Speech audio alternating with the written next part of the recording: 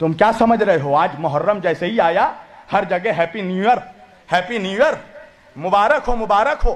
کس بات کی مبارکبادی؟ جس نے مبارکبادی دی کبھی پوچھا اس سے کس بات کی مبارکبادی؟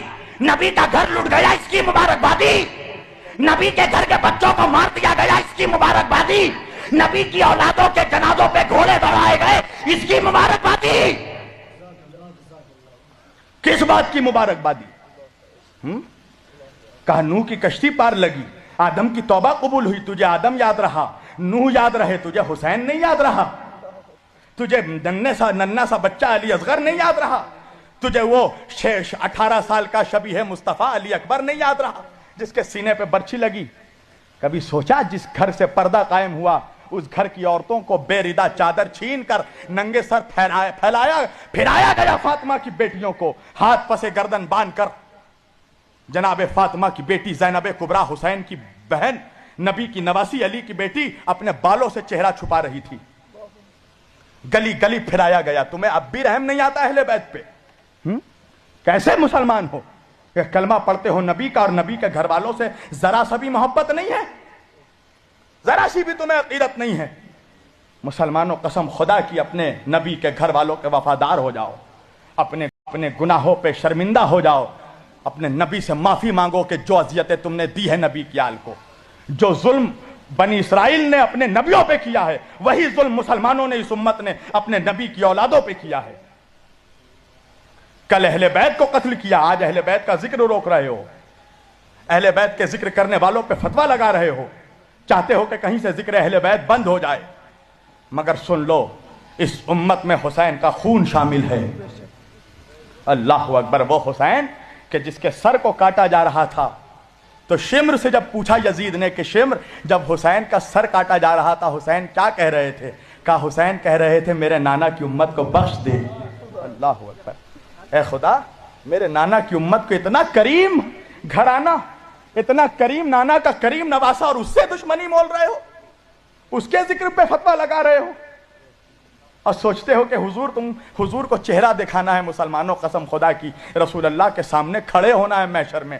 انصاف سے بتاؤ، تمہاری بھی بچیاں ہوں گی، تمہاری بھی بیٹی ہوگی، جب تم اپنے گھر سے نکلتے ہو، جب ایک بیٹی اپنے باپ سے بہت اٹیچ ہوتی ہے، جب کوئی باپ اپنے گھر سے نکلتا ہے تو بیٹی باپ سے لپٹ جاتی ہے، پاپا جلدی آئیے گا، بابا جلدی آئیے گا۔ کبھی تم نے سوچا حسین کی بھی ایک 4 سال کی بیٹی تھی جس کا نام تھا سکینہ، جب حسین کے لشکر میں کوئی نہیں بچانا، حسین نکلے جب میدان میں جانے لگے تو حسین نے اپنے نانا کے گھوڑے سے کہا زلجنا سے، اے زلجنا چل اب میرا وقت آ گیا ہے، نانا کے وعدے کو نبھانا کا وقت آ گیا ہے، چل مجھے میدان میں لے کر۔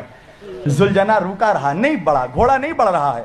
امام حسین نے کہا کہ اے نانا کے گھوڑے، آج جب سب نے میرا ساتھ چھوڑ دیا تو بھی میرا ساتھ چھوڑے گا؟ زلجنا سر ہلا کر اپنے پیروں کی طرف دکھانے لگا۔ گیا کیا خطا تھی اس بچی کی؟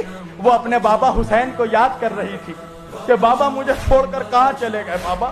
شمر اسے تماچوں پہ تماچے مار رہا تھا۔ پتہ ہے کوفہ سے شام تک اس بچی کو کیسے لایا گیا؟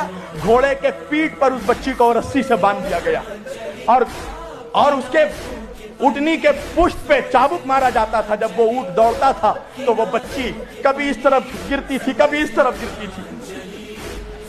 نبی کے گھر کی 18 عورتوں کے سروں کو، گلوں کو، گردنوں کو ایک رسی سے باندھ دی گئی تھی۔ یہ سمجھتے ہو یہ ایک رسی سے 18 گلے باندھ دیے گئے تھے، 18 گلے ایک رسی سے نبی کے گھر کی عورتوں، زینب و کلثوم کا، کبریٰ کا، ام رباب کا، ام لیلہ کا، ام فروا کا، اور سکینہ کو بیچ میں رکھا گیا۔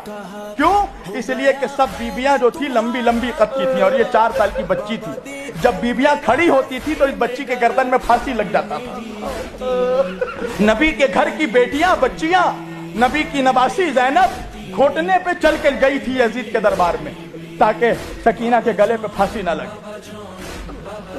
جب دربار شام سجا نا تو یزید نے کہا کہ کون ہے وہ سکینہ جو حسین جس سے بہت محبت کرتے تھے، حسین جس سے بہت پیار کرتا تھا؟ شمر نے دکھایا سکینہ کی طرف، یزید نے سکینہ کی طرف دیکھا اور دیکھ کر کہا کہ اے بچی بتا تیرا نام کیا ہے؟